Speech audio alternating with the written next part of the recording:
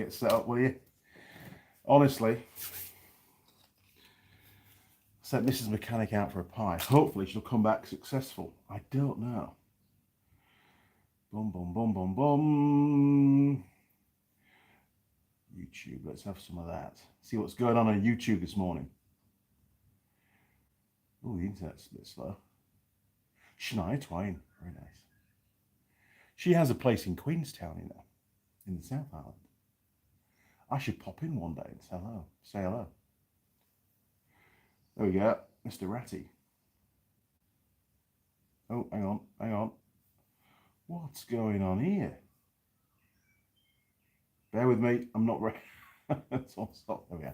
Right, who have we got in the workshop? Oh, jeez, don't need one of those. Not today. Who have we got? Roger Heaps. Good morning, Andy and crew. Good morning, Roger. Bit of a weird start to the old live stream this morning. Sorry. But we'll crack on, and things can only improve, can't they? Simon, good morning, Andy and crew. Word for word. Good morning, Simon. Simon Roll. Rats. Yes. Finally. I don't mind this kind of rat. And actually, when it turned up in the post, I unpacked it. I wasn't too sure what it was because I get a few parcels now and again. And Marmite, Team Shop Dog, was watching me open the parcel. And of course, Marmite spotted the rat and took great interest, which is rather bizarre because normally she leaves rats completely alone. And then I found there was a squeaker inside. I had no idea there was a squeaker inside. Clearly, it's for, you know, a chew toy for animals. So why wouldn't you? But now she's very upset with me because I didn't give her the rat to play with and destroy because I needed some videos. Anyway, she'll get it eventually. Who we got? Kill Switch BB. Hey, Andy and crew. How we all doing? Question mark. Has Ratty got a name, lol? No, but you can name Ratty. I just call it Ratty. But let's see if you can come up with a decent name for Mr. Rat. Bear with me. First one of the day. It's been a mad panic this morning. Hence why I was a little late. My sincere apologies. Peter. Hi, Andy and crew. Good morning, Peter. Sheldon. Sheldon's back in the workshop. Good morning, Sheldon. Sheldon says, morning, Andy and crew. Well, good morning, matey. We had a very, very keen frost here this morning. Trevor the tractor's seat, which I had to sit on, was extremely icy. Yes, it was very cold last night. Didn't realise how cold it was. So, Sheldon, have you had a frost down there as well? That was my question. Houston, hello from Texas. Love your videos. Thank you very much, Houston. Appreciate that. Machine NZ. Kevin, morning, Andy and crew. Good morning, Kevin. Jim Haynes, off weekend, so I'm here today. There we are, to jump comments there. Well, hello, Jim. Welcome back. Good to maybe have a weekend off and do some of your own stuff. So, welcome to the workshop, matey. Jim K, good AM. That's pretty conservative on the use of words there, Jim. Good morning, Jim K. Any more differentials or final drives to fix? Connor K's in the workshop as well. Good morning, Connor. Good morning, Andy and crew. Pie, please. Well, hopefully, sort of completely messed up yesterday and Friday. I was over in Napier on Friday and I ran late during my visit to the motorcycle shop. It wasn't until, 4:15 before I finished. So I was there for probably, well, actually near on 4 hours, which is an hour more than I normally take. There was lots to get done. Lots of changes in staff and training and systems to update, and oh, mate, it was just never ending. But we got there in the end. It's still playing adverts, you stupid computer. Right, there we go. So I didn't get a chance to go into Napier and pick up a pie. I had to get straight back, and it's a 3-hour drive basically from.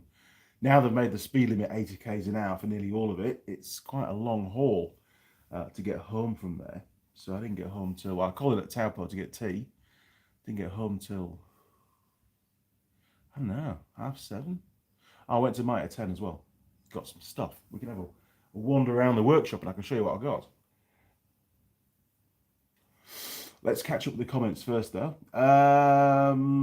Simon, when the rat trap triggers, you will have a squeak for the video. Good call. I just need to, Yeah, just try and maybe get the squeaker a bit further towards the head end. I'm sure I can work that out. Good idea. Ted McConaughey.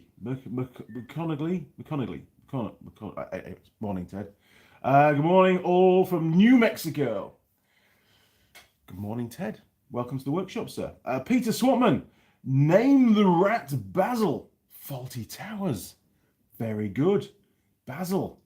I used to watch Faulty Towers all the time as a kid. Very good. Sheldon. Yay. Had about 3 frosts in a row on one morning. That's impressive. No, it's definitely cooling down in the old New Zealand. Jim K. New diff is in the shot.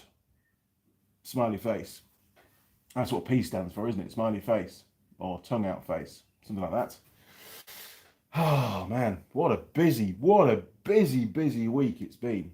And I'm still going, and it's a long weekend here in New Zealand, so we've got Monday off as well. I say off, it means that I'm like working full bore now rather than almost full bore. Yesterday, and I will show you what I did. Yesterday, what did we do? Mrs. Mechanic was going to, basically because we widened the entrance to the property, the estate, it really isn't, and fitted these, installed these massive foot-by-foot section gate posts to aid trailer entry, because it was pretty tight before, and it was a nightmare in the dark. I've had to widen the gate. So I got on with that. Plus the gate was damaged. It's only a temporary gate. I'm going to make some nice wooden gates, so don't worry. This is a pretty common kind of driveway gate for New Zealand. It's actually a farm gate. Everybody just uses farm gates because they're obviously just cheap. But I'll show you what I've done with that. And I set Mrs. Mechanic on digging out so that we could do another bit of concreting, basically to widen the approach from the gate posts. And it was like a triangular sort of shape because there's a house in the way. It really is in the way. And she set to digging it out, and it turned out to be a massive job. So she said, any chance you could help with Trevor? It's like, yes, absolutely. Let's give it a go, because it was nice and sunny. So I started off with the front bucket, and the ground's pretty hard packed down there because it's a traffic zone, you know, in and out, in and out. So I spin the old Trevor round and used the backhoe and got quite carried away. Dug a lot more soil out than there was planned. A lot more. So she's been putting some back and sort of leveling it out, because we realized we were going to use a tremendous amount of concrete, which we haven't got. So, you know, I think 4 inches thick should be just fine for that place, for that area. Which is a little bit thicker, I think, than what the actual driveway was done. They were pretty economic on, and there's no rebar in it either. So they were pretty economic with it. William Brody. Hey Andy from Minnesota, US of A. Good morning. Good morning, William. Hope you're all good, matey. And it'll be probably, was it afternoon, lunchtime, early afternoon? I don't know. There's so many different time zones in the US of A. I get completely lost. You can tell me, what time is it there? So yes, I did the gates. Well, I dug the hole. That took probably about a couple of hours messing around. And Mrs. Mechanic complained. I was in the doghouse, to be honest, because once I had to, because we were limited space, I had to dig out one area with the backhoe and just tip it to the side on the grass. I say grass in the loosest possible sense. It's more like, well, bald, really. So I tipped it on there, and then once I'd done that half of the hole, I then used the front bucket to move all that. With the 4-in-1 bucket was really good, actually, sort of grabbing it and then taking it away so I didn't spill the pile. But I couldn't get round the back of the property because we've got a big mound of builder's mix on one side of the property blocking the through route. And of course, I dug a big hole. So I couldn't get through that side either. There was a hole on one side and a mound of dirt on the other, and I couldn't get past. So I had to make a new mound. So it's gone down the side of the house. And it involved turning around. Yes, many, many times. So now where there was some grass is now dirt as well. Yes. So we now have a front garden that's predominantly dirt. It's a building site. She's not happy. But I explained that you can't levitate a tractor. It has to drive. And she got over it. Didn't you, Mrs. Mechanic? She's gone out to get me a pie, hopefully. So we got on with that, and it was great fun. I actually started to enjoy using the backhoe, and I sort of got the controls pretty much sussed. Pretty much didn't have any, well, too many sort of change of directions that weren't planned. There was the odd one, but we got there in the end. Where are we at to now? Simon, come on, tell the truth. You were digging a moat. Yeah, almost. It could be a moat. If it was raining, it would definitely have turned into a moat. No doubt about that, Simon. William, it's 3:40 p.m. I'm up in my northern Minnesota lake home for the weekend. Very nice. Crack open a beer. It's definitely beer o'clock at that time.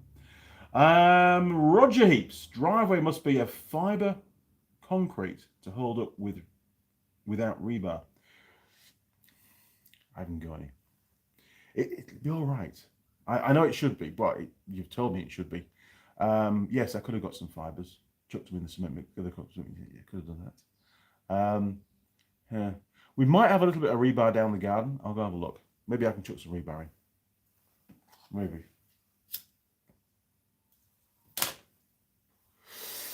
It's not. It's only. Yeah, it does get used a lot. It's going to get used a lot. It should have that in it. Yes, I agree. Maybe we'll have to just make it a bit deeper. Maybe we'll go for 5 inches. It probably will be 5 or 6 inches in most places, to be honest. Harry Dog. Fuel pump went out on my Dodge Dakota truck in town. Had to climb under it and beat on the tank. The truck cranked back then. Yes, just a stock fuel pump. But it's probably on the way out, so you'll have to get a new one. Most definitely. I didn't bring the ashtray. That's terrible. So, yes, so we finally got that finished. And then by about 3:30, I think it was, then I started on the gate at 3:30 yesterday afternoon, which was a little bit late. And I ran over. But I'll show you what I've done. Here we go. Cigarette done. You've got to smoke the entire cigarette now because it's so damned expensive. Okay. Unplug you. Oh my word, we've got a little blob. Hang on, get rid of that. Millions of blobs. Right. I'm going to turn you around. 3, 2, 1. Boom. There we go. The workshop. Now, this is the gate. And of course, the gate that was there, it was a little bit longer than the original sort of entrance area, but it wasn't long enough. So I had to extend it, look. I made it bigger. Look at that. It's got the eyelets on and everything. Roger will be very impressed by that, I'm sure. That's a real farmer kind of fix, is that, make a gate bigger. But we had some box section. I've got some more mesh kicking around somewhere, so we're going to stick that in there when it's all finished. I've still got to, that's just the primer. I've still got to spray it black. Am I going to spray the whole gate black? No. I'm just going to spray the bit. It's only temporary, okay? I just don't want it to rust. And I want the bit that I've made to be, you know, better, basically. I was going to cap the end, but hey, I ran out of time, to be honest. And I've got to conserve gas because I've got a job on Tuesday where I've got to weld some bits onto side stands for the police bikes. So, you know, can't run out of gas. And I have got just enough. What else? Ah, yes. Now, surprise, surprise. You know the big air compressor on the workbench? Well, we've now got 2 more. Now, these are smaller, as in tank size, but the actual cylinder, the pump element, is exactly the same size as is the motor, which is perfect for me because I'm going to have like 3 tanks all linked together, so I don't need 3 massive tanks. So that's ideal. We've got that one. That one was the old one that was used in Brandon's workshop up at ISL Industrial. Now, over here is a brand new one. This one's very smart. This one is an ATB3-100 100-litre tank. Atlas Copco again. I do like the old Atlas Copco ones, but this is a twin head air compressor. Look at that. And it actually has, I think, 1 more CFM output than the other one. So it's actually, you know, even better. And again, 3 horsepower motor. They're all belt driven, which is nice. But I did like the finishes. Look, see got a little Atlas Copco badge on there. Look, very nice. And they're getting quite posh with their laser cutting now as well. Look, they've actually cut out Atlas Copco in there as well. Now, obviously, we're not going to be using these as the outlets. When we're for a shot blasting cabinet, we're going to come straight out of the tank on the end there. Look, fit a union on there, and then that way you can get slightly more oomph for your money, basically. which is what it's all about with a sandblasting cabinet. I tell you, it uses a lot of air. It really, really does. But I think with this one, and this one, and the one on the bench, which actually, can I show you? I can show you on the bench. Hang on. I've got a box in the way that can't be shown on camera, so I'm going to have to move the box. You guys have a little view of the camera, a view of the workshop for a minute. There we go. Let's get rid of the box. There we go. And that's the other one. So it's got the same pump and motor on as, not too fast, Andy, as that one. But obviously it's got, I think it's a 150 litre tank on that one. I'm not sure. I think it is. Yeah, that one's mint. I like that. Brandon did say that the one he had in his workshop was the same as that. It isn't. It's a smaller tank, Brandon. But anyway, it's all right. It's in really good nick. It's hardly done any work at all, and I got it for less than half price. So you can't go wrong with that, can you?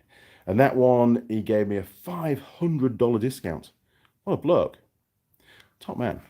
What else? Yes, while we're wandering around the workshop, we've got Miss Forge for June. Very nice. Didn't need any red tape for that. Yes, sorry, there's just little bits hiding behind the lathe, so trying to give you a good view of that one. Sorry, Holly. Superseded. Not really.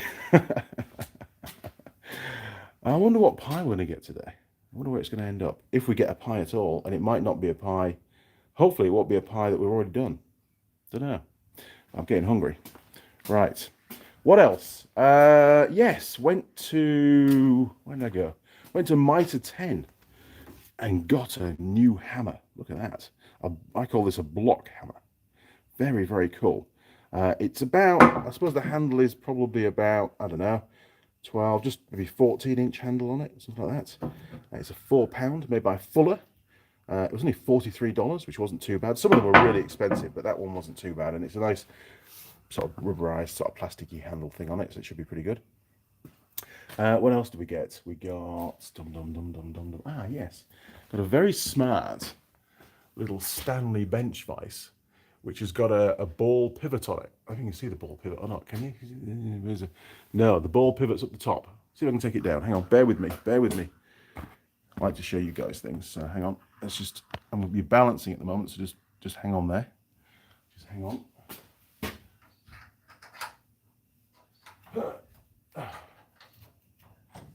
There we go. Right, let's have a look at this.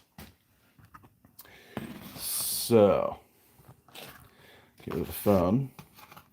It has a very smart ball pivot on there, so you clamp it to your bench, and then this part of the vise, the clamping part of the vise for your work, can be manipulated in basically any angle you want. It's actually pretty cool. I wonder if we can fit it to the bench. Yeah, we can over here, look. Let's do it on this one. And this was on special offer. It was only $40. Cheaper than the hammer, which I was very, very impressed by, actually. Very impressed. So just hang on there. Just bear with me. I know this is all live stuff, the live streamy thing. So you clamp it on there, look. You loosen off your ball. And then, hey, presto, you can move it to anywhere you want. Be very good for sort of soldering and sort of small piece work. I probably won't be using it for welding, but hey, who knows? I might do. It comes with little soft jaw clip-ons as well. One of them fell off the other day, so maybe I can get it off. There we are, look. Get little soft jaw bits on there as well, which I thought was pretty cool. $40. Can't go wrong. Well done, Stanley. And it's all cast. Looks like cast aluminum or aluminium. So yeah, very, very happy with that. Good job there, Stanley. And very cheap for what it is. A bargain. I like to find bargains. Right, what else do we get? Oh, I know what we got. Go over here, look. Got some tarpaulins. Number 8 tarpaulins. 1.8 metre by 2.4. Now, I know they're really cheap, but these are just to cover up the potato boxes around the top. Just to try and keep them dry and stop any kind of rain going on. The potato boxes do live under the trees, so it's not too bad. But these were like $1.50 each. $1.50. So I got 5 of those. Absolute bargain. Oh, and I got some of these. I spotted these in the shop as well. These are a Velcro style strap with a clip on it, and you put it around your extension leads and stuff. See how that one there, look? I use that for my jump leads, my forged jump leads, and it keeps them nice and tidy. It's bloody good. And plus you can get more stuff on your hook then, you see, as well. Yes, I know it's a mess. Everything's a mess. Right. Oh, Ratty's still there, look. There he is. Right. Where did we get to? Let's see, there's bound to be loads of comments. There we go. Okay, bear with me.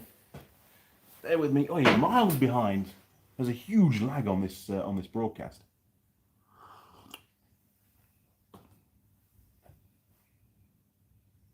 What? There's a massive lag. There's like minutes and minutes and minutes of lag. What's going on there? Okay, let's go back. Where do we get to? Roger, 4 inches will be okay for light vehicles. So Mrs. Mechanic's little Suzuki Swift should be fine. Thing is, the big trailer does go over it, and sometimes it's fully laden. So you're looking at, well, say fully laden, probably overladen. But it has got 6 wheels, and only half of it will be on the apron. So yeah, it'll be fine. It'll be all right. Let's not worry too much. And you know, honestly, right? I'm going to show you this because you'll laugh. At this point in time, on the live stream that I'm seeing, you're seeing the hammer. We've done loads of stuff since then. This is most bizarre. It's about as late as I've ever seen on a lag. Okay, is that going to work? Yes, that'll work. Okay, where do we get to the comments? How much are the smoked, Jim K? These things are now, well, it depends where you buy them from. I think about the cheapest is about $36.50 up to about $38.50. So basically the same price as the Stanley Vice, near as damn it, which is ridiculous.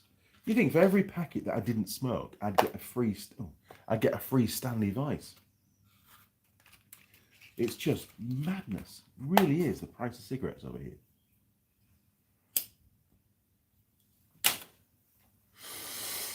Simon, do you think you will need a wheel on the gates so it's not to drop?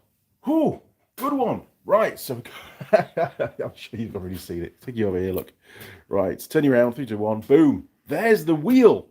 That's the wheel that came off the gate that I made ages. In fact, when I first moved down here, this is an old John Deere tractor lawnmower front wheel, which still is actually in pretty good nick. Tyre's bald, but it's not due a warrant, so it's all right. So yes, it's just an old frame that I made up out of some just steel that's kicking around, to be honest. Very strong, very heavy, very durable. So maybe I'm going to have to see, the wheel actually went on there, look, you see the holes that were drilled. It goes in, so it's all on the correct end, and yes, it can go back on there again, can't it? Perfect. I don't like this gate. I think it looks absolutely hideous, but it does work. It fills a gap for now, and I'm going to make some nice timber gates. Yes, I am. I'm going to work in timber, and I thought I'd use cameras all over the place. Where are we going now? Oh, we're now looking at tarpaulins. Honestly. Oh, hang on. There's somebody at the door. Bear with me. I'm just going to put the camera on like that. Bum, bum, bum, bum, bum. What have we got?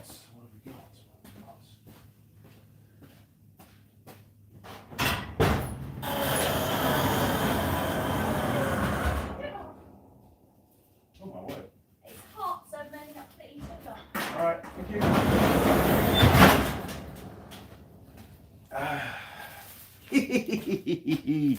We have a pie.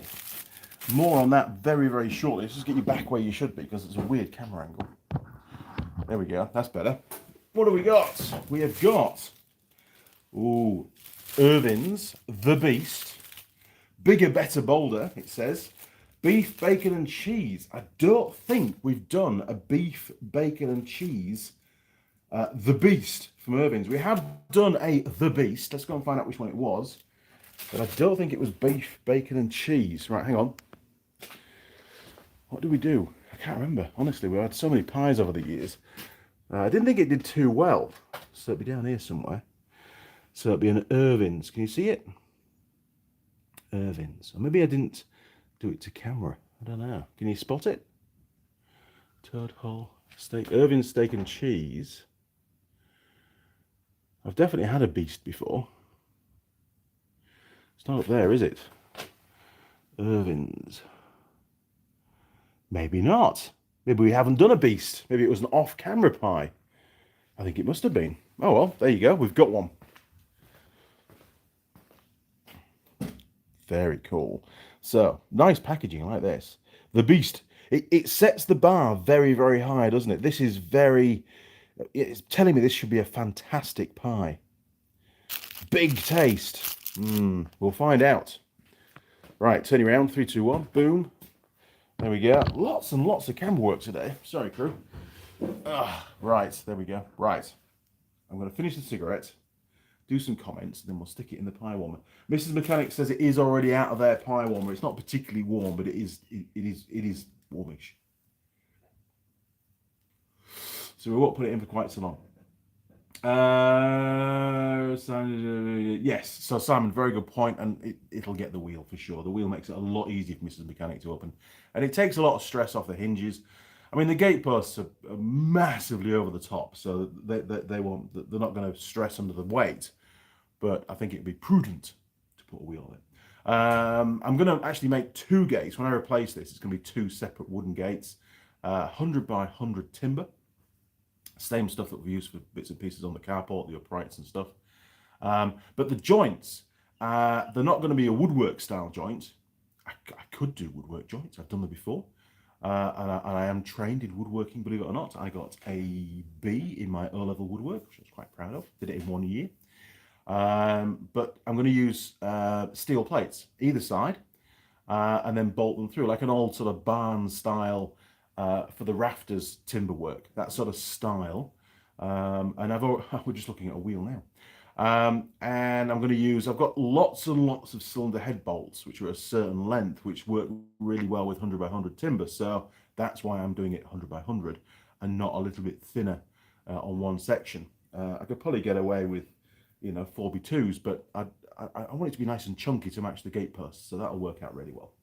And then to infill, to prevent Team Marmite escaping, we'll have to just put some nice, maybe some expanded mesh, or I'll find something kicking around that's maybe stainless or whatever, and we'll plug that on the back.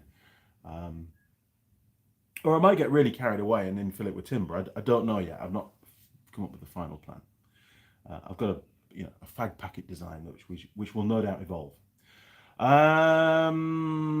Jim K, the box tube looks familiar. It is. Sorry, Jared. That was some more of the box section that I got to make the jig for the go-kart build. We've now got one length left, and I've used most of the tubing as well, so I'm going to have to do a reorder on that and get restocked up before I start the go-kart, which shouldn't be too far away, he says. Relaxo Dilaxo. What the hell? Looks like cheap motors installed. I hope not. I mean, saying that, we've got another Atlas Copco in the other shed next door, which is my main sort of daily air compressor. It's smaller than any of these.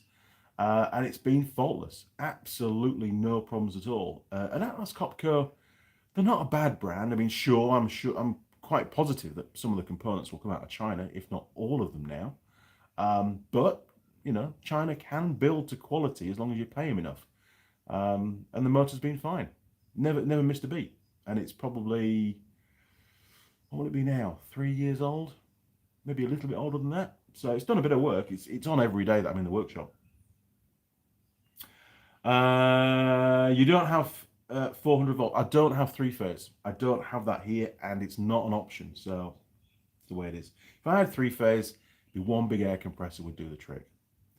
And those that have been following the air compressor saga for the shop blasting cabinet will know exactly what I'm on about, because we've gone through that in great detail. And there will be a video on it once I've finally sussed it all out. Jim Haynes, I forgot to ask for a hole. Can you show us the go-kart frame is coming? Yes. The go-kart is exactly the same as it was when it arrived. I have done absolutely nothing with it whatsoever, apart from hang it up in the ceiling because it got in the way. Sorry. Spencer M. Good morning, Andy and crew. Good morning, Spencer. Sounds a very posh name, doesn't it, Spencer? Sheldon. Oh, here we go. Any recommendations on vices for my new benches? Looks like Irwin strut record quality has gone bad. Record devices are nothing like they used to be. What I would suggest, Sheldon, if you're keen, and I know you are, why not just buy a couple of, say, number 5 or number 6 record devices off Trade Me? I know they're second hand, and then just get new jaws for them and give them a bit of a refurb. You're going to end up with a far, far superior vise than many of the vices that are on the market these days, in all honesty. I mean, there's a number 5 here. I've got another number 5 over there, which is a metalworking vise, which I haven't even, in fact, it's under the bench at the moment. I haven't even installed it on that bench because of the ergonomics. It gets in the way. And I've got the little Tang Tools one on that bench over there, which is really good, but I don't give it a beating. You know, I wouldn't want to stress that one out. It's a vise for a job. It's more for delicate work, and it's a different height, which is really good. Gives you a bit more versatility in the workshop. But yeah, the old record vices, you can't beat them. You really can't. They're very, very good. And there's still plenty available on Trade Me, so just keep your eye open. And you tend not to pay a huge amount of money for them, or at least I didn't with these. I mean, these 2 record vices that I've got both came with these benches, and you're going to laugh at this. These benches came out of an old boat building workshop up in Auckland, and I paid $100 per bench with a vise. That was a win. And I bought 3 benches, and each came with a vise, and I was very, very impressed. And these are extremely substantial benches. I mean, they're just phenomenally strong. Sure, you know, I had to go with whatever size they were that I got, but they seem to work very, very well. And this middle bench here is massive. It's like 2.3 meters long by, what is it? It must be about 1 meter 20 wide or something like that. You know, it's pretty big.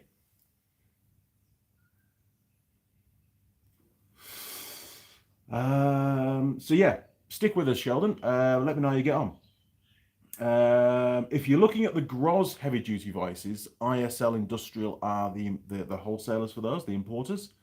Not wholesale, sorry, importers. So if you do decide to go with those, and I haven't got one of those, I've never tried one out.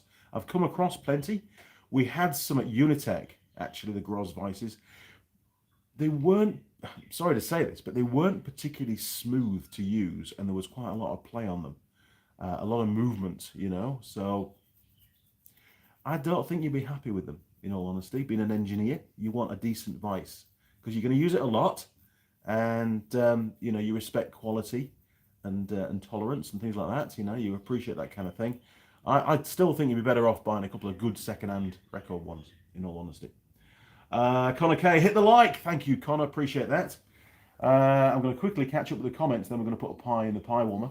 Simon, Sheldon Rush, old record vices from the UK, if you can find them. There you go. And these ones that I've got are UK-made record vices. They're not the record Irwin, because they merged. Irwin bought them out, I think, didn't they? William Brody, Andy, you should look at rolling your own cigarettes. My fingers can't roll cigarettes. They just won't. I've tried it. It doesn't work. Minnesota, they're $10 a pack. I can make 2.5 cartons for $32. That is 25 packs of cigarettes. A pound of tobacco is 20. Jesus, that's ridiculously cheap. Machine Z, where did you say you bought the Stanley Vice? That came from Mitre 10, and it was the last one on the shelf. It was the last one. And it even had the display cardboard and stuff on it, because they have it, you know, I just thought, well, it is what it is. I'm having that one. JJ, morning Andy and crew. Morning JJ, welcome back to the workshop, matey. And that's it, that's the last comment. So we've caught up, it's time. Mr. Ratty's eyeing up this pie big time. Okay, so Irving's The Beast. If you just joined us, this is the pie for today. We haven't already done it. It says, Irving say it's bigger, better, bolder. It's only 210 grams, which really isn't any bigger than a normal pie. Big taste, beef, bacon and cheese. Right, to camera, Andy, to camera. Okay, let's see what it looks like. Okay, it's a little bit soggy, I'm sure it'll firm up in the pie warmer. It is warm, only just. It's cooled down a lot since Mrs. Mechanic picked it up, to be fair. Underside looks pretty good. Top side, it's got a bit of a divot there, look. That's some of my filling that hasn't been put in. What the hell? Not impressed by that. The bonding of the lid to the main body of the pie, the casing, I suppose you could call it, is not too bad. We've got a bit of a divot going on there. Although it's not a hole, it's maybe just where the machine's picked it up. I don't know. Okay, we need to put this in the pie warmer. So, I'm going to turn you around. 3, 2, 1, boom. There we go. Dum, dum, dum, dum, dum. Dum, dum, dum. Good camera work, Andy. Good camera work. Oh, the cupboard's shut as well. I wasn't too sure if we were going to get a pie or not today, so I didn't even open the cupboard. There you go, look. Right.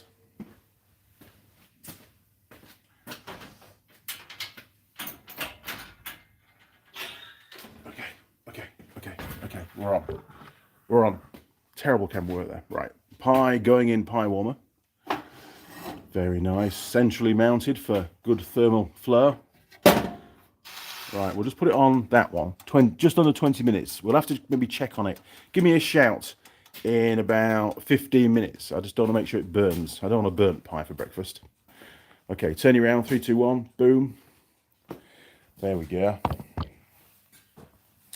Ah, right. Fantastic. Roger. Hope it's better than the last one of those pies I had. Yeah, I have had one of those before, and it didn't go down that well, in all honesty. I think it was a steak and cheese, from memory. I could be wrong. Might have been a mince and cheese or something, I don't know. But it wasn't the best. If I was scoring it, a ballpark, it probably would end up, I mean, they're pretty readily available and they're quite good packaging, so it probably would end up around low 80s, I would say, at a guess. But I obviously didn't score it, so, you know. If we come across one of those, we'll do it on camera. We will. Now, I did also call in to see Jared at Forge earlier in the week and picked up a couple of things. So why don't we take a look at those as well? Here we go. Right, turn you around. 3, 2, 1, boom. So much free work on the camera today. Okay, so what have we got? In here? Yes, this is just some more. I've got some safety glasses because my other ones are all scratched. So they gave me those. I've got some more brake cleaner. Need some brake cleaner. Always short of brake cleaner at the moment. It's got 2 of those. I should just get a casing, really. And we got some more of the L239 Forge, basically the primer for the paint. It's good gear. It really is good gear. The only downside, and Jared, if you're listening, and I will broach this with you, I could do with some more of the spray nozzles because they do seem to block up, especially in cold weather. And it says on the back of the can, and I'm not dissing Forge at all. This is constructive criticism or constructive information. With an aerosol can, and you'll all know this anyway, when you finish spraying, you should invert the can and continue to spray until no more paint comes out, and that basically stops any paint being in the nozzle. On the black can, on this black spray paint, it works fine. It does go clear and it does save the nozzle. For some unknown reason, on these cans, on the primer, when you invert it, it just continues to spray primer forever. I can't get it to run clear, so I don't know what the issue is, or whether they've got some kind of different kind of pickup inside the can. But we've got a couple of those and 2 of those, which will be ample, or more than enough. I probably will only use 1 of each, in all honesty, for the job. But you know, it is good gear and it dries very quickly. The primer does take a lot longer to dry. I usually leave it overnight. In fact, if we go over here, I didn't show you these. These are the 2 plates for the gate that I made the other day. So have a look at one of those, actually. Over here will do. Next to Ratty. So that's the primer, dry, all done, just ready for the couple of top coats of black. It came out really well. It's quite durable, it's quite thick, and it's definitely worth spraying the primer first. If you put the top coat on without any primer, even on new steel, it can, on new steel especially, it can flake off. So using the primer is a much better idea. Now, interesting stuff now, stuff that we haven't seen before. Jared gave me a tub of these hand wipes, and he says, do a demonstration, Andy, do a demonstration. So I'll do a demonstration for you. bear with me. Just going to sort the camera out. There we are. Right. So this is, has it got a number? No, there's no number. Not like with the paint cans and stuff. It hasn't got a number. So it's Forge Derma Craft Hand Cleaning Wipes, they call these. And you get 72 in a tub. This tub's only got 71 in it because he did a demo for me, which I thought was pretty cool. So we'll pull one out. I think that's the... There we are. Right. And he says, look at this. Look at this, right? So there's your wipe. Very, very strong and thick. Great if you're out on you know, doing service, which I do a lot of. It's got some nice poly. So you've got Polytex on there and lots of zizzes. Okay, but he says if you scrunch it up, look at the quantity of actual you know, hand cleaner in there. The actual, that's amazing, isn't it? Like you can see down the bench. It's quite a lot. Quite often hand wipes are pretty thin on the ground when it comes to the actual sort of moisture content to the hand wipe, and you need that when you know, when you clean your hands. So it smells appley. It's got a very nice smell to it. I'm going to clean my hands because I've been picking up all sorts of stuff in the workshop. The real Mr. Ratty, which is, there is still one around somewhere. He might have been in here, so we're all set up for pie eating now as well. Look, perfect. Now, oh, should seal that off, shouldn't I? Stop them drying out. Right. So I'm looking forward to using those out on the road. They're going to live in my truck, along with many other things. There's hardly any room in my truck these days. Now, what have we got here? See if I can set you up. Maybe I can set you up there. Is that going to work? Can you see? Down a bit, he says. Down a bit. There you go. Okay. Bit of proper filming for you now. Okay, so how do we get in this box? It's there. Right, so you ready? Look at that! See? Oh, you can almost see. Look at this. It's a very posh unsealing gun, a Schutz gun, which has come from Forge all the way from Germany. Special order for me for when I'm undersealing the ROVs. And basically, you put your cartridge inside and away you go. And I think that will be absolutely brilliant. It does replace, or it is to replace, my old one, which, if we go and find that, is over this part of the workshop somewhere, and we can compare the two. This other one I've had for years and years. How's the pie doing? Oh, it's not burnt yet. We're doing all right. We've got about another 12 minutes or so to go. Yes, this one up here, I'll get it off. There we go, look. This is my normal, the one that I've used basically since I came to New Zealand. This is probably 10 years old, if not older. So there you go, look. That's the original one, which you just screw the can straight on. This one actually physically is larger, which could be a disadvantage in some cases. But you do have a lot more adjustment on spray, how much comes out. I think even the spray pattern to some extent can be changed as well. So I'm looking forward to getting my head round using this, you know, for various applications, I'm sure. So yeah, very cool. And it comes with some other bits and pieces as well, actually. It comes with a very thick user manual. I've never seen a user manual for a Schutz gun anywhere near as big as that. It's probably in lots of different languages. It is. Yes, we've got a bit of Spanish going on. And yes, many languages. But under here, I think there's some more bits. Yes, so you got like a cavity wand. And also, what the hell's that? That looks cool. Like a little... Wow. That's bizarre, isn't it? A little tiny sort of extender piece that can go on the... instead of the nozzle. It's got very, you see, it's quite different. You've got a very different style. Let's get a focus. There you go, look. Very different style nozzle on there. Very small nozzle. Whereas the normal Schutz gun that I use is basically about probably about an 8mm diameter tube, and that's it. It just splurts it out. So maybe we're going to get a very different kind of finish with this. It's probably also going to require lots more cleaning, I would say, having such a small nozzle. You won't be able to leave the Schutz in there like I do. Quite often I just sort of, which you shouldn't, obviously, don't clean it out. Just keep using it. You can tell by the state of the gun, to be honest. Yeah, it comes with all sorts of little nozzles and stuff, so should be good, actually. Looking forward to that. You know, it wasn't cheap, obviously, but I think it'll be brilliant. Give much nicer finish. Good job. Right. Stick all that over there. And that was it, really. So we got some more paint. And got some nice hand wipes and some more glasses, because I'm always using glasses. And a very, very good Schutz gun. A very posh Schutz gun. Probably the cream of the cream as regards Schutz guns. And it's called a BS2. It is. BS2 Schutz gun. Cool. Right, I'm going to hang that back up again because I'll only forget where it is. Stick that back up there. Look. Dum, dum, dum, dum, dum. Right, I'm getting really hungry. Maybe have one more cigarette and then we can do pie. Right, turn you around. Boom, there we go, look. Honestly, I wish I'd taken that box out of the workshop yesterday. I did keep meaning to do that, and it's been on camera many, many times, hasn't it? So Andy's going to be probably in trouble later on, but anyway, not to worry. Mistakes happen. Right, you're still way behind. You're looking at the Schutz gun right now. We're opening the box.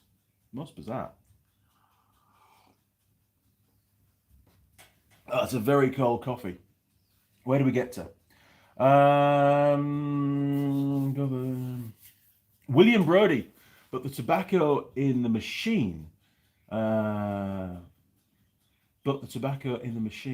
hit the button. Oh, you've got a machine to do it. Wow.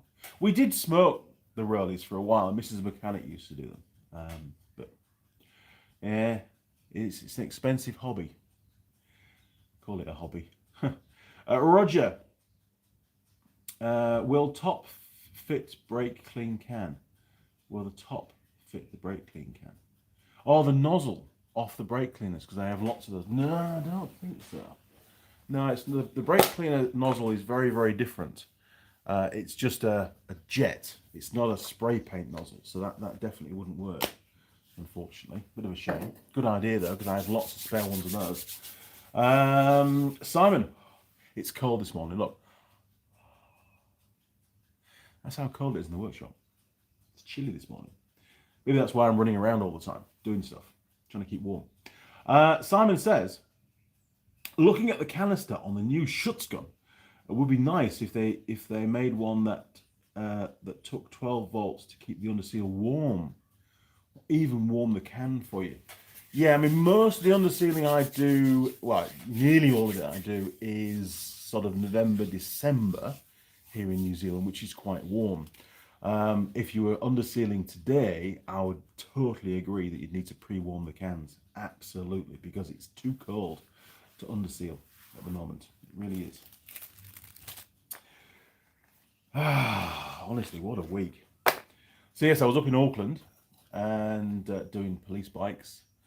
Running around and doing lots of admin work. Way behind on some parts of that at the moment. But I'm at home all of next week. I've made a decision. I'm staying at home and I'm doing admin. I've got to catch up. Police bikes are going to have to wait, unfortunately. It's not ideal, but it's just the way things are. I have lots of tasks to do and I can only do so much. So I've made a decision. That was a really good shot, actually. The nozzle on that new Schutz gun. Good old camera, actually focused for once. So 25 viewers, 14 likes. Come on, people, hit the like button. I'm freezing me nuts off here. Clean primer by spraying brake clean through it after use. Could do. Yes, could try that. Put the spray nozzle onto the brake clean can, because the brake clean cans are under very high pressure. So I'll try that, Roger. That's a good idea, actually. I haven't thought of doing that. And then just leave it. Obviously, it'll evaporate away and it won't affect the paint. So yeah, that could work. That could actually work really well. So you're not as dumb as you look, Roger. Good call. Oh, it's me that's dumb, I tell you that. Some of the obvious stuff, man, you just don't think of it. Ugh, cold coffee. Mrs. Mechanic, I need another coffee. Jeez. So, what's the plan for the rest of this weekend? Well, today is supposed to be a dry day. So we've got to finish getting ready for the concreting of that pad that we're doing, that triangular pad. And then for the rest of the day, I'm going to be mixing concrete like a madman. I really am. It's going to be quite a lot of loads of concrete to do that bit. I probably would estimate maybe 12 to 16. So I'm hedging my bets here. 12 to 16 loads to the cement mixer. That's quite a bit. Are we going to use all the builder's mix that I've got? No, I don't think so. I think we might have still a bit left over for a couple more posts. And then on Monday, which is supposed to be light showers in the afternoon, Monday we're going to finish the rest of the fence. We got the second gate post in and the last post in last weekend. It rained all week, by the way, so I hope the concrete's still okay. I think it is. It feels pretty solid. And it's not visible concrete. This is just like foundations, you know. We've still got the top layer to do at a later date, whenever that's going to happen. So it wouldn't matter. It doesn't matter if it's damaged the top a little bit. It's very, very deep. The post, especially the main gate post, goes in 850 millimeters in depth, and there's probably 8 inches of concrete all around it. It's a lot of concrete in there. So even if the top inch is, you know, being damaged by the rain, it's not going to cause any problems. So hopefully we get all that done by Monday night. It's supposed to rain on and off all week next week, so I'm a bit concerned about my apron, me pad, whether it's going to get damaged by the rain or not. We'll have to maybe try and put a couple of tarps over it. We'll see how we get on. Or I could be really smart and just park the big trailer over it, if I can get over it without damaging it. Because the big trailer would be great to keep the water off. Maybe. That might work. It might be a Heath Robinson fix, but it might be a quick way of doing it. We will see. It'll also completely block the driveway, but we can't. It doesn't matter. We'll make it work. We can park the vehicles out the front if we need to. Tuesday is modifying side stands day and sandblasting them and painting them. That's a full day's work. And then Wednesday, Thursday, Friday is nothing but admin. I'll be sat in my little office doing admin work solidly all day for those 3 days. Next weekend, Saturday, don't know yet. Haven't really thought that far ahead. No, I have no idea. I don't think we'll be on with the fabric. Well, no, I know we won't be on with the fabrication work because I won't be up in Auckland to collect any stuff that's been laser cut. So that will have to wait for another week. So maybe I'll have a Saturday that I can just tidy up and do some videos. Be nice. Actually, do some filming for once. Be great. Yes, we could do that. Do some filming. I might even get Ratty, the final part of the Ratty, or the second part of the Ratty videos done. Maybe at some point on that Saturday. Yes, won't be today. Too busy. Roger says even a broken clock is right twice a day. It is. When you know it's right, it's right. Right. So any more questions? I'm just trying to just bide a bit of time till it goes ping in the pie warmer. Come on, people, your turn. What have you been doing this week? Tell me what you've been up to. Because I'm getting cold. I am. Doesn't help with cold coffee. Mrs. Mechanic, give me a coffee. Man, she's going to have about a 5-minute lag on the video, so she won't know for another 5 minutes that I'm asking for a coffee. Oh, man. No more diagnostics. Sorry, I haven't done any diagnostic work this last week. I've just been way too busy. Way too busy, unfortunately.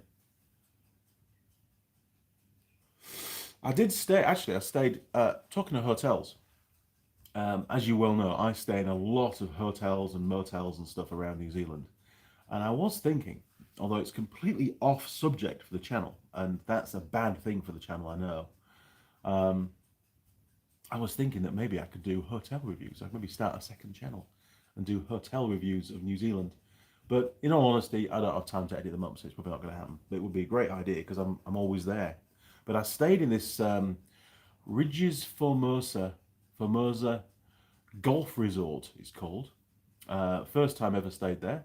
And it's a really posh place. It's been taken over by some Americans, and they've put a lot of money into the place. And you get your own little villa. It's bloody cool. And it's cheap. Obviously, it's off season for them. Sheldon's ears are pricked up now. Really nice place, good restaurant, good service, and the bathroom is massive. It's got a bath, which is great. It's got twin head shower, so 2 people can shower at once. Not that that would apply to me, but it's got 2 showers, which is weird. And it's got 2 sinks and massive mirror, and it's really well laid out. It's huge. Hasn't got a heater in it though. It's a bit cold. But other than that, it was great. And you can park right outside where your little villa, and yeah, very private and quiet. It hasn't really got a desk to work at. It's got a bit of a bench at the side with a kettle and stuff on that I was using, and a stool. So it's not super comfy for doing admin work, but it's doable. It's all right, you know. It's pretty good. Kevin, Machine NZ.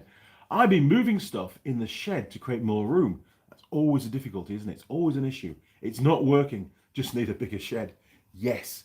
One of my missions is that, oh, there goes the pie, is the silver shed, which is just the other side of the workshop, is absolutely cram-packed with stuff at the moment. And I do intend to attack that and get a lot of the stuff in there can go into those potato crates and just go down the garden, in all honesty, and it'll free some room up in the shed for regular stuff that I need to get to. And there's a lot of stuff in there that, like tools and things, that are buried right at the back that I want to get out and get into the workshop now. So I can grab all those tools from England that I can start to use. So yes, Kevin, you need a bigger shed. I need a bigger shed. I need another shed for sure, and it's on the list of things to make. I've got to build a shed. Stuart, hi from Pukekohe. Hello, Stuart. Welcome to my workshop. Roger, we'll send through some pictures to Mrs. Mechanic of piglets later. Oh, she likes those. Looking very tasty now. Don't tell her that bit. She'll get upset. Simon, went to look at a trike today. Seen a bill for £1,100 to rewire it. Holy shit. Had no spark. Found a dodgy kill switch. The way the loom ran is shocking. Pardon the pun. It's going to vibrate and break. That's the wrong brake. That's the brake as in slow down brake. It's going to vibrate and break. Yes, wiring, you've got to prevent that vibration problem. Otherwise, further down the line, you're going to have wiring issues for sure. And we've seen that even on new machines that are going into market. It's often overlooked, unfortunately. Right, it is time for the pie review. I've been looking forward to this, and I'm very pleased that Mrs. Mechanic managed to get me a pie this morning. We didn't get one yesterday, and I wasn't too sure if we were going to even do a pie review today, hence why it wasn't on the thumbnail. My apologies. So, today, if you just joined us, today's pie review is on the Irving's The Beast Bigger, Better, Bolder. Is that right? Bigger, Better, Bolder, as in rocks. Bigger, Better, Bolder. It does still only weigh 210 grams, which is about the same weight as a normal pie. But anyway, it says big taste, beef, bacon, and cheese. So not a steak and cheese. This is a beef, bacon, and cheese. So we'll find out what it's like. Let's go and grab the pie from the pie warmer. Here we go. 3, 2, 1. Boom. Hopefully it's not burnt because it was already warm. Oh, no, it doesn't look too bad. Bum, bum, bum. Oh, it's hardened up. We've got some thermal cracking going on here. It's sort of halfway down the side. We'll have a closer look on the bench. Oh, a few more thermal cracks here, and oh my word, the lid has peeled back a little bit as well. Yes, it could be a pytastrophe in the making. A few little cracks underneath. Okay, right. It's nice and warm by the pie warmer. Oh, and the pie warmer has a second job now in the workshop. It's used for drying small pieces of paintwork, metalwork that I've painted. Okay, turn you around. 3, 2, 1. Boom. Okay, there we go. Right. It's cold. Really cold. Can you see okay? You can see okay. Right, that'll work. Okay, so the pie. A close-up look of the pie.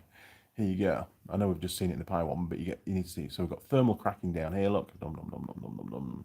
That indent hasn't caused a problem. Oh, look, you can even see right through there, look, where the lid's just peeled back. That's quite an intensive crack going on there, isn't it? So it's not too bad. We've seen worse. We've seen a lot worse. There's the lid. Hasn't risen at all. It's completely still concave, look. Right, so we'll start at where the lid has lifted, I think. That's probably the best place. Always good to implement pie management with these. And it's going to get cold pretty quick, so I'm going to crack on.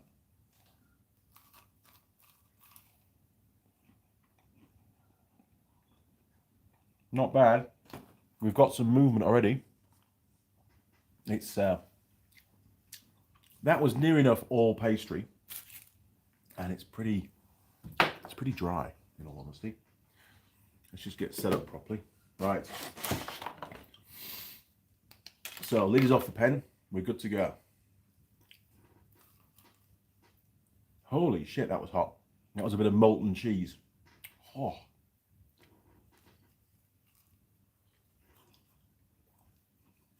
Now, I do not want to burn my mouth. This is very hot. Very, very hot internals. I'm going to show you the inside, the contents. You can see the steam coming off, look. So you've got some nice molten cheese down there. That's extremely hot, is the molten cheese. Not ideal at the moment. That's a bad place to go, is that cheese. You're going to burn your mouth. But we can see some reasonably large chunks of meat in there, which is good. That's a very good thing for Irving pie. I'm going to have to resort to blowing on it because I've got a wet moustache. Condensation's building up. I don't see any large chunks actually, but there is quite a bit of meat, but it seems small little bits of beef in there.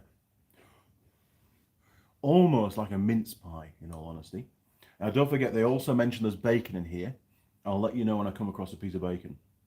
And it won't be a full piece of bacon, obviously. It's going to be a little tiny fragment. Oh, hang on. Somebody at the door. Bear with me. Let's find out what's going on. Might be a coffee.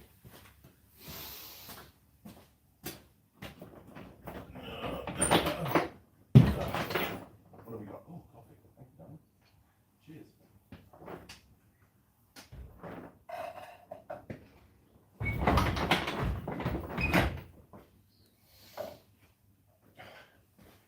Got the ashtray. We'll be needing that later on. And oh, good segue, Mr. Mechanic, actually. Something else that I can mention. Let me just bring the camera out. I got a notification on Facebook the other day from Colin Furs. Top bloke, by the way. You all know Colin Furs.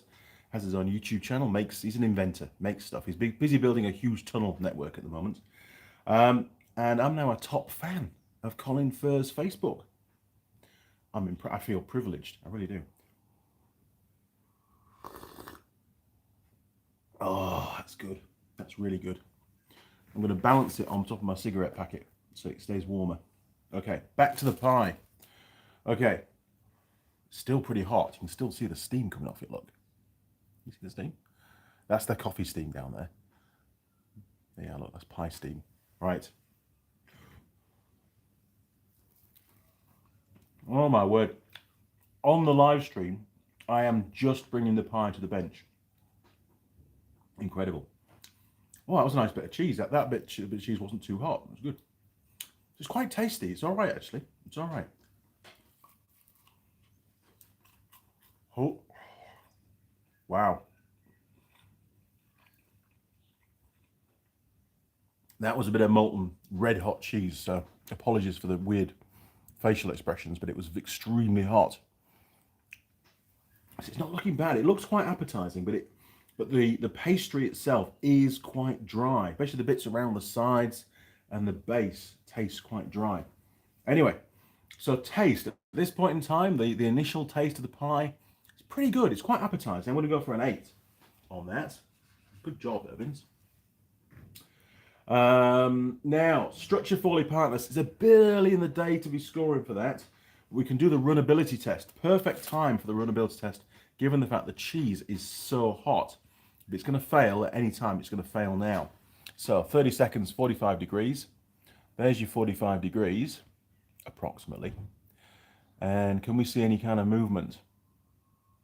It's actually holding it pretty well, isn't it? I can't see any movement at all there. Maybe a tiny bit, but hey, it's pretty good. I mean, if you're on the phone, as I say, and You're not really monitoring your pie. I mean, we can even go to 60. Look, that's 60 degrees there, look. And it's still hanging in there. So that's definitely a pass. Very, very good. Runability test, 10 out of 10. Good job, Irvings. Meat quality, again, a bit early. I want to get a bit further into the pie yet to score that one. Pie to crust ratios. This is the contents, the amount, the volume of contents versus the volume of pastry. Because nobody wants just a pastry pie, right? The contents is what it's all about. That's the prize. The pastry is just the carrier. It's just a container for it, really. So I'm just going to open it up a little bit. Please, I'll wash my hands. What do we get? Got quite a big void in there, haven't we? So it's probably about, what, 50%? Looking at that as a cross section. It's not bad. It's not bad at all. I'm going to give it, there is quite a lot of pastry around the sides. That's the only downside, isn't it? This is quite thick, is the side pastry. I'm going to give it a 7. It's going to get a 7 for that. So, boom, boom, boom. If you disagree with any of these scores, do let me know and I'll take them into consideration. Availability / logistics. Well, Irving's pies are available all over New Zealand. They're a big company. A lot of supermarkets sell them. A lot of pie shops sell them, you know, your corner shops and stuff. Oh, there's a burp. There's one. Bear that in mind. Dairies. Corner shops, we call them dairies. They're not always on a corner, by the way. Traditionally in England, they were on a corner, weren't they? Because it was a high, you know, it was a good advantage point, or good vantage point for a shop. So, availability logistics. You could order them, if you get them from supermarkets, you can order them online. I wonder if Irving's pies allow you to order them from them direct. Let's have a little look. Google, thank you. Irving's pies. Irving's Pie Factory. Yes, it sounds good. Oh, the beast. Irving's Pie. Countdown Supermarkets, $2.50. That's cheap. And that's the beast. That's a very cheap pie for its money. Have they got a website? I'm sure they've got a website. Irving's, Goodman, Fielder, brands. So yes, it's Countdown again. So it's part of a bigger group. Irving's is just one of the brands that it's opening up. It's very slow. Here we go. Irving's pies. Do you want to see this? I think you probably want to see this, don't you? Right, I'll turn you around. 3, 2, 1. Boom. Put the pie down. Get you on shot. Dum, dum, dum, dum, dum. There we go. Look, Irving's pies. Okay, pie comparison. The photo. The pie. Pretty much the same pie, isn't it, almost? Yeah. Yeah, that one I reckon has probably been handmade, don't you think? But hey, you know, it's similar. At least it's similar. Now we have got touchscreen, so we can use that. Since 1917, generations of hungry pie-loving Kiwis have enjoyed Irving's pies. That's because pie owner Albert Irvine knew that nothing hits the spot better than a good pie. I like Albert. He's got it sussed. Over 100 years later, we're still sharing our passion for pies, and Irving's is the #1 selling pie brand in New Zealand supermarkets. See, you can get them from supermarkets. Irving's pies provide the perfect snack on the run with a large range of single and multi-pack products available in supermarkets.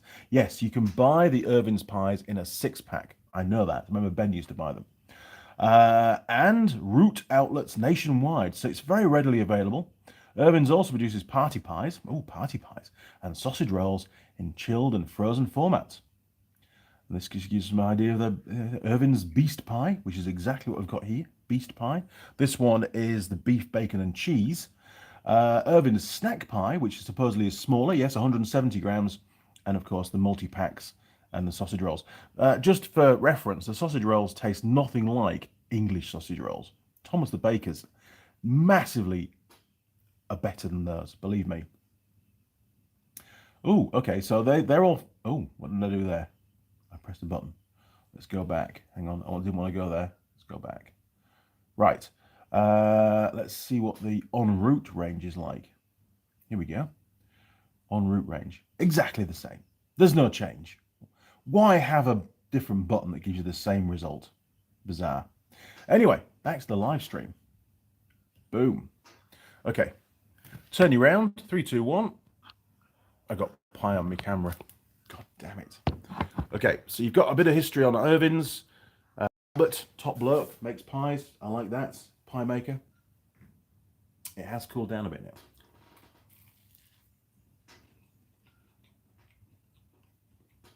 It's all right. So, availability logistics. This one came from a local dairy, a local shop, and it was at eating temperature when it was picked up. That's a bonus. You can eat it straight away, which is critical for a pie on the run, as Albert says. Supermarkets, you can order them online because they're at supermarkets, blah, blah, blah. Pretty good. I think a 9. We'll give them a 9 for that. I think that's really good. And I have seen them around New Zealand in many, many different outlets, so I can testify to that. Pastry taste rating. Well, here we go. We need some pastry. So I'm going to mutilate the pie. I'm going to do a bit of the top pastry first. There we go, look.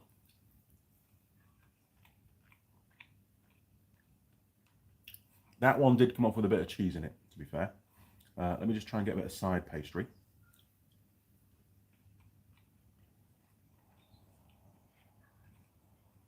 Ooh, little bit doughy, little bit undercooked pastry on there.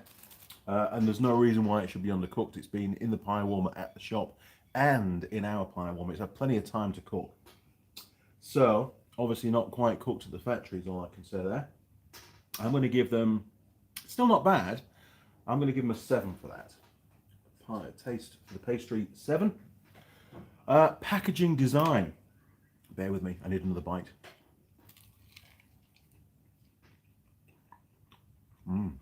I like the cheese. There's plenty of cheese in here. It's very tasty. Packaging design. So, there is the packet. Not too close to the camera, Andy, please. And there is the rear of the packet. Now, obviously, it's plastic. It does have the pie viewing window, critical, so you know what you're buying. I do like that because sometimes when it's fully sealed, you don't quite know what you're going to get. And often sometimes they don't look quite as good as what you think they're going to look. But you've got the window, so you can see. Very important.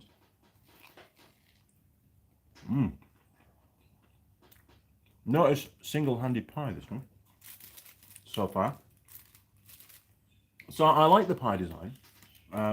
The beast, very, very clear. This is a real pie. It means business.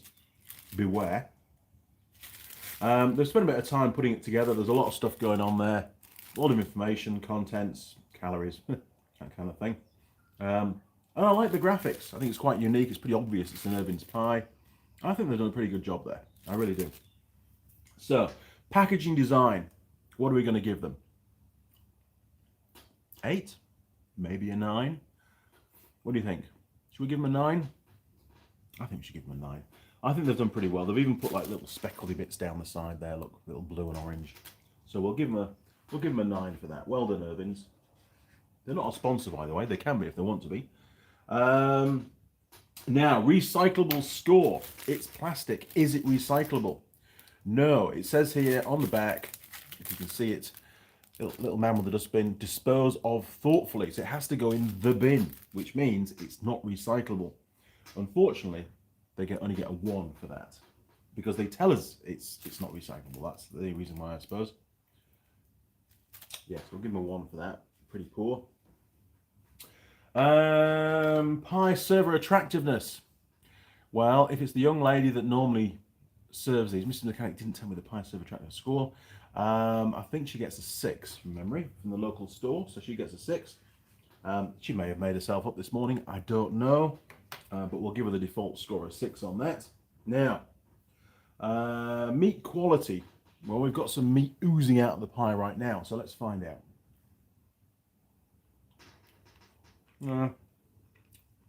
That was a reasonable chunk of meat. Tastes okay.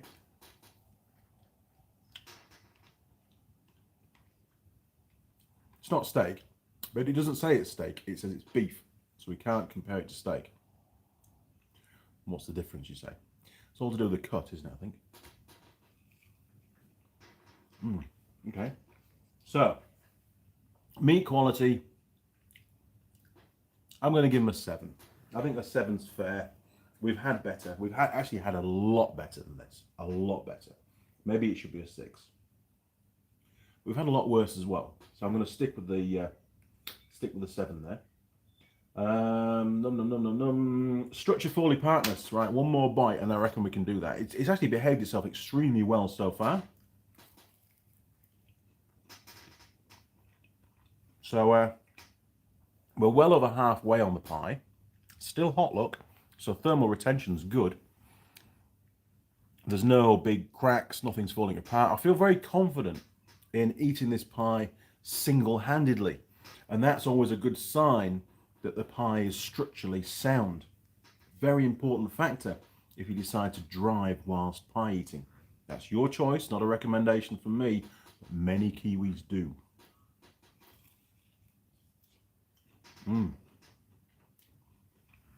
More nice meat coming out. It's good. Okay, so Structure Foley Partners, it's pretty good. A couple of small cracks at the start, but we sort of overcame that through good pie management. Maybe, oh, and the lid did lift off a bit. We'll give them an 8. I think an 8's fair. It's performed, given the volume of cheese in there, usually that works against the pie and it fails the flow test. In this particular case, it was a good pass. So I think they've done a good job there. More meat. Cool. Okay. Stuffability score. Not quite there yet. Post pie heartburn. I've only had 1 burp so far. Remember that. Still tasty when cold. It is cooling down, but we have still got some steam coming off, so it's not that cold yet. But the flavours, they're not getting any better as it cools down, that's for sure. Maybe they're just losing their edge a little bit. Still hot. Still hot. So what am I going to score that? Is it a pie that you'd eat out of the glove box? I think it is. I think it definitely is. Is it going to taste as good as when it's hot? No, it's not. That's why you heat pies up, for, you know. Maybe a 6. Maybe a 6. I'll give it a 6, I think. I would definitely eat this pie cold. We'll give it a 6 for that. Okay, a bit more yet.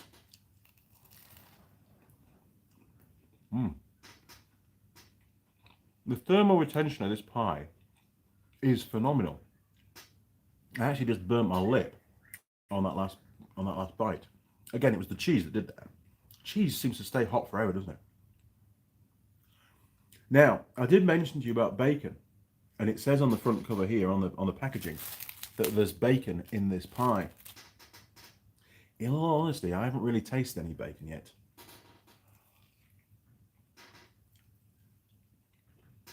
Oh, there. Okay. I found the bacon. It's not going to focus, but that's the smallest piece of bacon ever.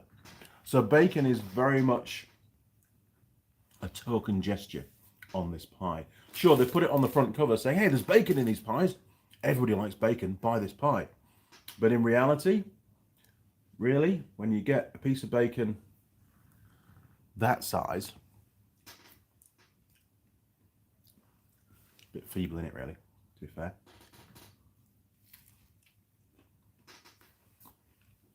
But overall, not a bad pie, in all honesty. Not a bad pie at all. Stuffability score. Do I want anything else to eat? I don't, actually. This has done the trick. It's filled the gap. It's done what a pie is there to do. So, as regards score, 8, 9. I think an 8. I think an 8's fair, actually, because I could be more stuffed.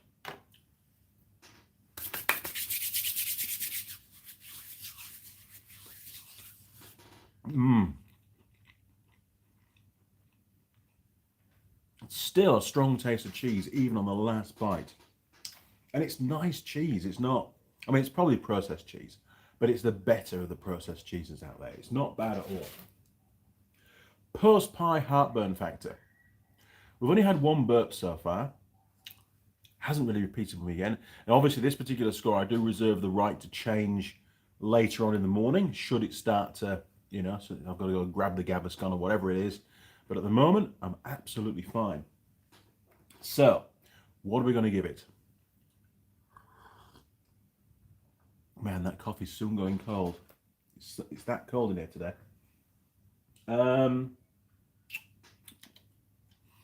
8. It's going to get an 8. Pretty good score, actually. Pretty good score on the old post pie heartburn. Now, have we got all of them? Let's have a look. 1, 2, 3, 4, 5, 6, 7, 8, 9, 10, 11, 12, 13. Another burp. It's just lost a mark. Down to 7. Sorry, Irvings. Right. Let's get this score added up. Here we go. Boom. So, how has the beast done? I think it's done pretty well, in all honesty. My gut feeling is a reasonably well scoring pie. So, 16, 26, 33, 40, 49, 56, 62, 71, 72, 80, 88 plus the 6. 88 plus 6 is 94. That's not bad. 94. Hopefully my maths is correct. If I'm wrong, please tell me now. Or you can't, can you? Because you got like a 5-minute delay. What the hell? Come on, YouTube. Right. So the pie is Irving's,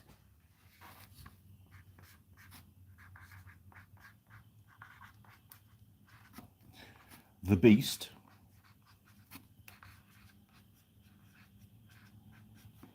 oh, somebody's making a funny noise outside, and it's a beef, bacon and cheese. Can you hear that? Very strange noise.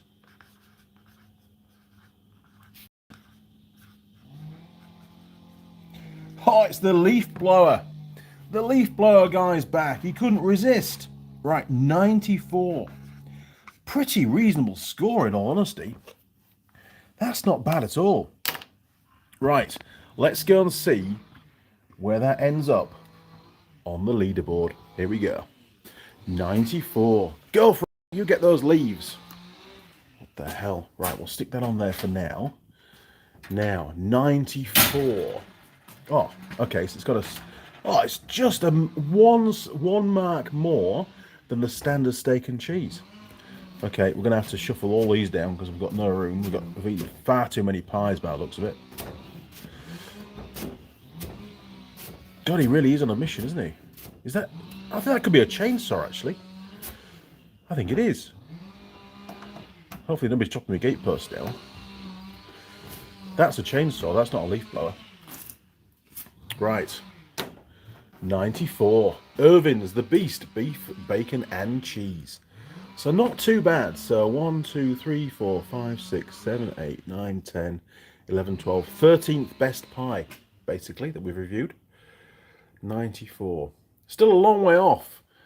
Atter's Bar, chicken, bacon and mushroom and cheese. 106. But saying that, if you come across it in the service station, it's not a bad pie at all. Certainly one that I would recommend. So it gets the handy mechanic stamp of approval. Good job, Irvings. Well done. Right, back to the bench. Boom. Okay, there we go, look. Sort the camera angle out, Andy. Right. Okay. Oh. Bloody chilly in here. It really is. Is that going to work? That'll work. We're almost level. Where do we get to? Refresh your screen when not far behind. Okay, I'll try that. Boom. Probably get a free advert from you. Yes, there's the advert. Thank you, YouTube.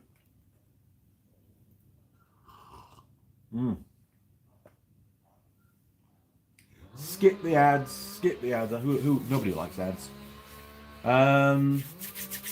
Right. Yes, I've caught up. That's good. Okay, yes. Right.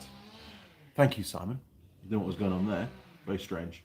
Peter Swatman. Looking at that pie on the run. Do they mean running to the bathroom? I hope not. If the live stream suddenly finishes without any warning, you know what's happened there, Peter. That's it. Wow, I did that one comment while I did the entire pie review. What's going on there? Okay, we'll get rid of that. Don't need that anymore. One last cigarette. We're up to 1 hour and 25. 1 hour and 30 is what I aim for with these live streams. Usually, you know, that's usually long enough. Sometimes we go over and Mrs. Mechanic says, hey, your live stream was on for way too long. You're just drooling and dribbling and it's just, you know, bumbling idiot. So we've got to keep it concise. We've got 4 minutes and 10 seconds to go. Just enough time for one more cigarette. And then I can start doing my concreting.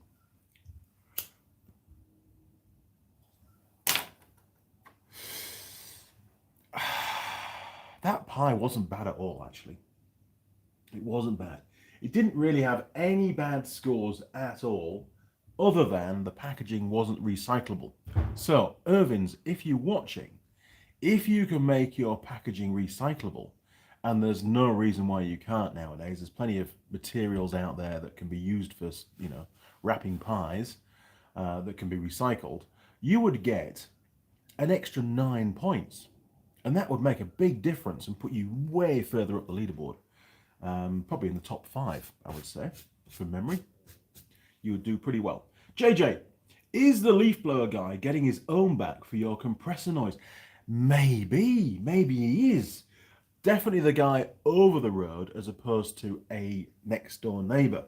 Was it a leaf blower?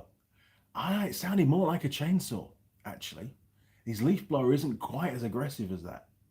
So, but hey, he could still be getting his own back. Definitely a bit of a reputation of making a lot of noise from this property at the moment. And it's not a good reputation, to be honest. I don't want the council on my back.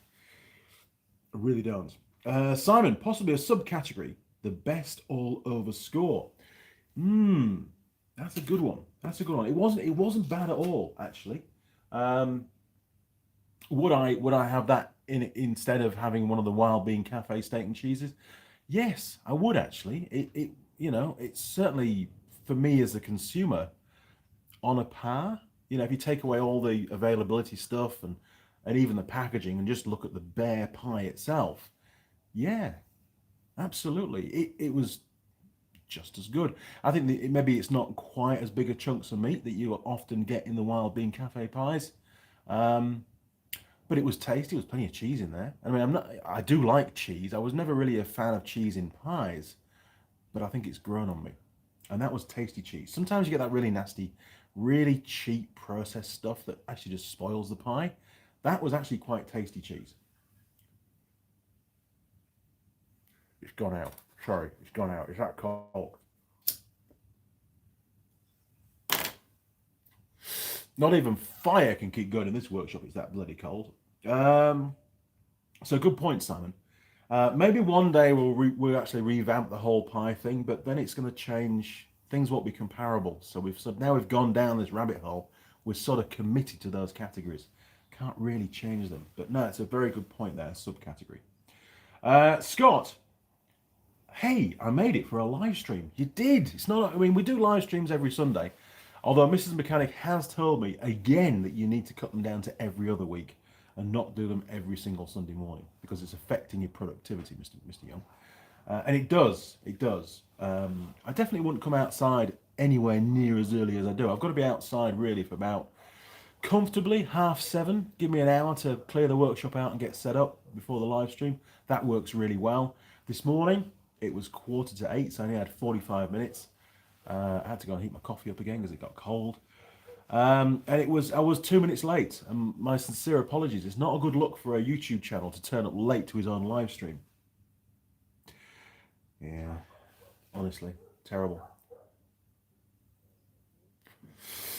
How are the videos? I can hear you shouting. How are the videos of your bike trip coming on, Andy? Well, actually, I haven't done anything more to them. I'm really excited to get them out. I really want to get them on the channel. But I've just been too busy, and I need to give them a fair amount of time for the editing. I don't want to rush through it. I don't want to throw it together and be disappointed with the end result. I want to make sure it's right before the episodes go on the channel. And as soon as the first episode is edited up, it will be put on the channel. I promise you that. I'm not going to wait till I've done 4 or 5 episodes before I actually stick it up on the channel. The intro is probably going to change for every video. And then that way I don't have to try and get rushes from further along the trip to put in the start of the intro. That's what I normally do if I do a bike trip. But on this particular one, I think we'll just use little snippets from that particular episode and make each intro bespoke, so to speak, which isn't too hard to do. Bit more work, but it means that I can get the first episode out sooner, if you know what I mean. But it still won't be for another few weeks. I've got an absolute ton of fabrication work to do.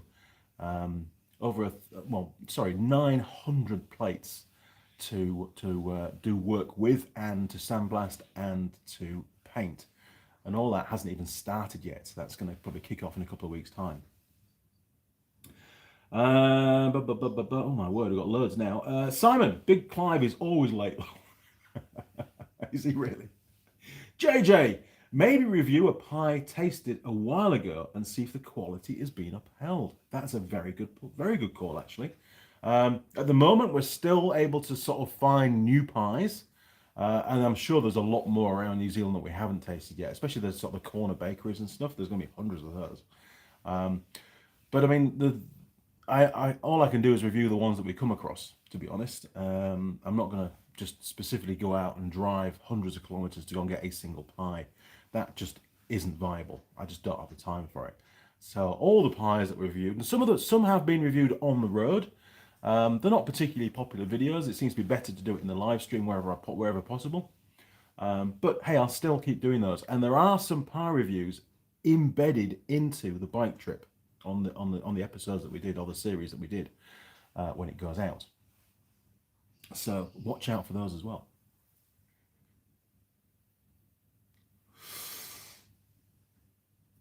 What's this? Simon, and he's got himself a Teng Tools cap, lol. What's this? Has he? Big Clive's got a Teng Tools cap. You're kidding me? Really? That's awesome.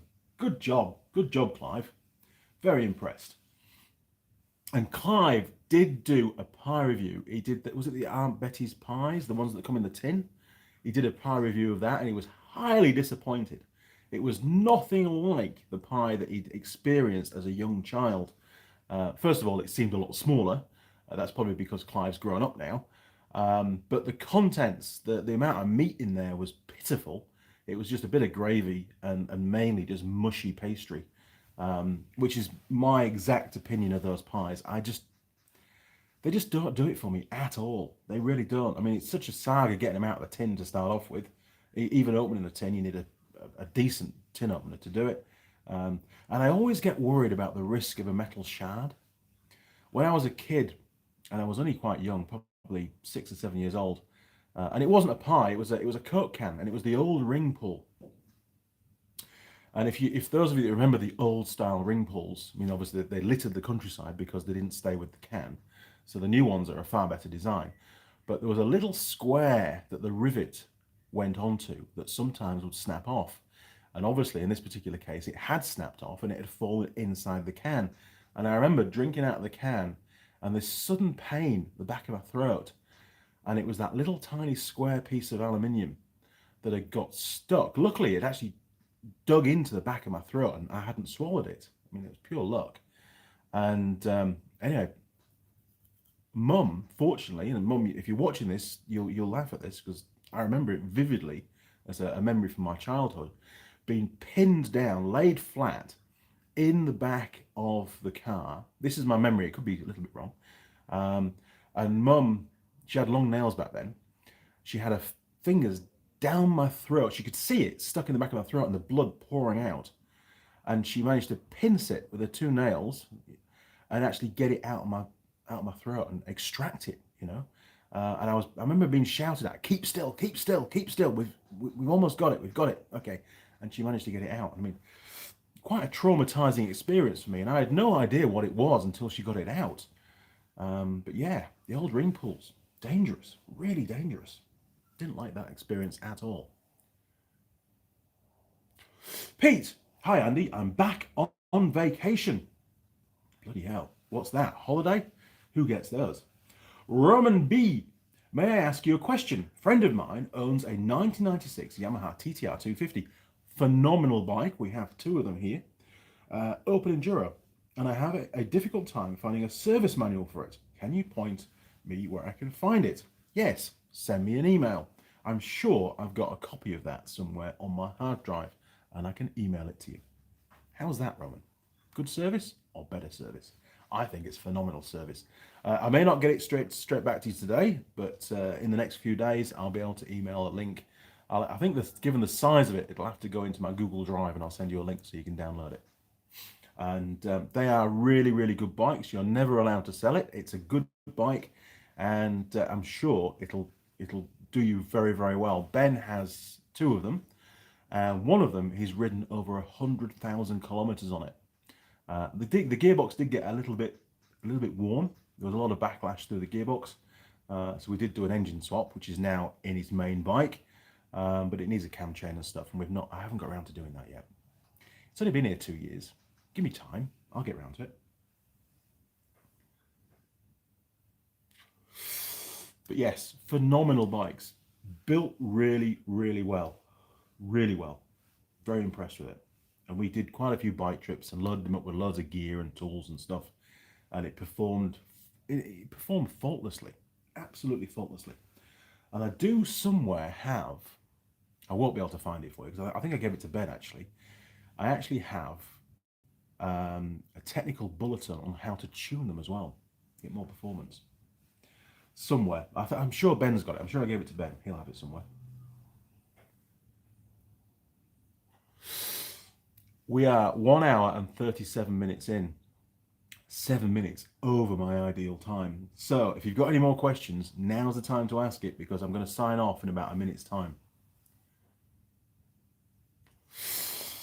Cigarette is done. Oh, too many cigarettes, mate. Too many cigarettes. I know.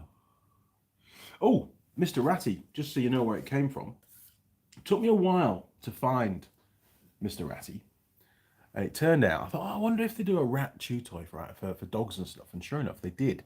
And it's a really well-made one. I mean, you know, I think Team Marmite will get it eventually. Either that or it'll have to live in the cabinet. I don't know which yet. She's already got her eye on it because it's got a squeaky toy in it, a squeaky thingy in it. So she likes to get. Problem is, because it's got a squeaker in it, she will obliterate this rat. She'll destroy it and extract the squeak from it, and then she'll lose interest. But it's made by a company called Living Nature. And it is really well made. I mean, the stitching's absolutely bang on with it. Not that I'm a connoisseur of rat toys, but it's been well put together. And it came with a few little labels on it. There's one of them. Oh, here we are, look. Living Nature, I love animals. It's a rat. Don't like rats. It says, meet your new friend. Well, maybe I'll read this out to Marmite. Rats are known for their furry bodies and super long tails. They are. They're one of the most reproductive animals in the world and can reproduce every 3 weeks. Fun fact. Nice. That's one reason why there are more rats than humans in the world. Billions more, in fact. They're extremely social animals, maybe amongst the rat community, that live in communities, there we go, looking after each other by grooming, sleeping, and playing together. That's why rats make great pets. No. I'm not going to read the whole lot out, but there you go.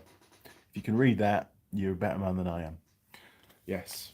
Well done. I wasn't expecting that at all. Oh my word. It's made for stroking.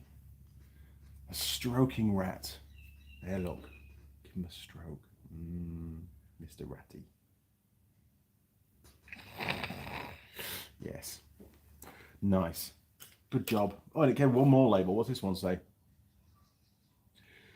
Made using certified recycled plastic. Who would have thought? Mr. Ratty's made from plastic. Wow. Approximately 1 plastic bottle made Mr. Ratty. Bloody hell, who would have thought that? My stuffing is made from recycled post-consumer PET plastic. Most commonly used in plastic bottles and food containers. Wow. So he's also environmentally friendly as Mr. Ratty, or this one is anyway. The rest of them, not at all. They're not friendly to my environment. Right, that's it. We've done the rat. What else have we got? JJ, brilliant show as always, Andy. Thank you very much. No problem at all, JJ. Pleased you enjoyed it. It's been a bit of a weird live stream, as it always seems to be. Thank you all for joining. Really, really. Oh, hang on. Connor K, what's he say? You lost me when the label said rats make great pets. It's like, who writes this stuff? Rats are vermin. Anyway, thank you very much for joining. Really, really appreciate it as always. We've had a great pie review. We've got some new toys for the workshop as well, including Mr. Ratty. And I'll see you next Sunday, 8:30 a.m. Hopefully I'll be on time. Thank you again, crew. Thanks for all your support. Really appreciate it. Take care, ride safe, and enjoy your next week. Cheers. Over and out.